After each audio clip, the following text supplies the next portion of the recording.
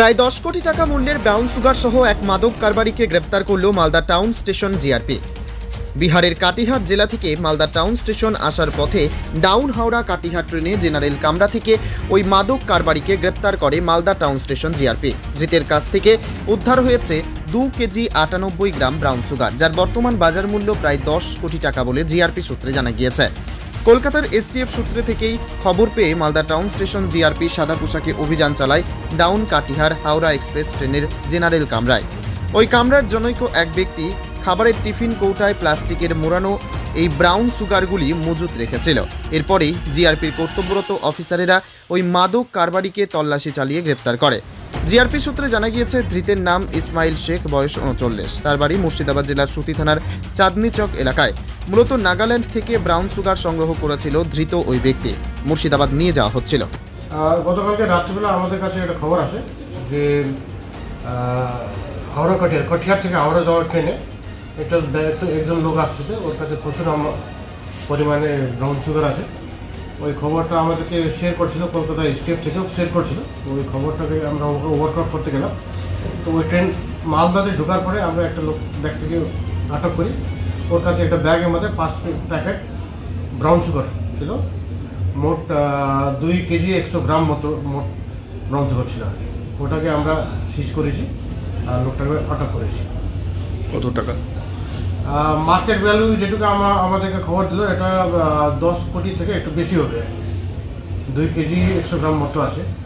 খুব ট্রেনে ছিল এটা ডাউন মানে কাঠিয়ার থেকে হাওড়া ট্রেনে ছিল, কিন্তু এই ব্যক্তিটা আসছিল ডিমাপুর, নাগাল্যান্ড থেকে ডিমাপুর আসছিল আর যাচ্ছিল টুয়ার্ডস মুর্শিদাবাদ সুতি থানার আন্ডারে যাচ্ছিল। এটা কোথায় পাচার হওয়ার কথা ছিল?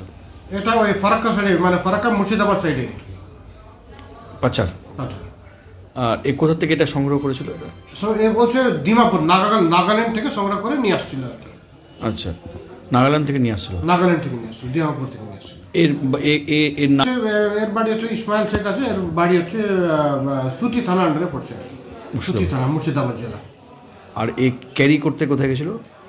নাগাল্যান্ড গেছিল, ওখান থেকে নিয়ে আসছিল।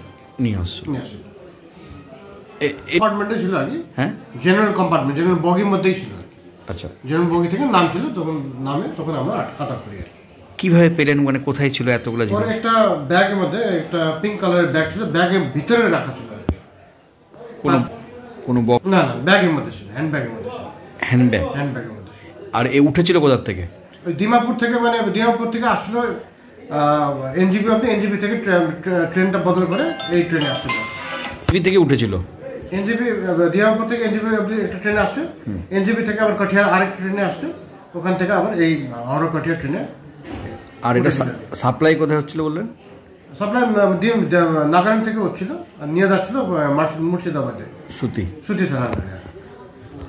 আমরা আজকে কোর্টে ফরওয়ার্ড করছি আর 7 দিনের জন্য রিমান্ড নেব। হ্যাঁ, মানে এটা সব আসছে বাইরে থেকে আসছে, সব বাইরের স্টেট থেকে আসছে, এদিকে মানে নর্থ ইস্ট থেকে আসছে। এগুলো দেখা যাচ্ছে আর কি। এটা আমরা ওয়ার্কআউট করছি কিভাবে স্টপ করা যায়। Bureau report, news for Bengal. This channel does not promote or encourage any illegal activities. All contents provided by this channel is meant for educational purpose only.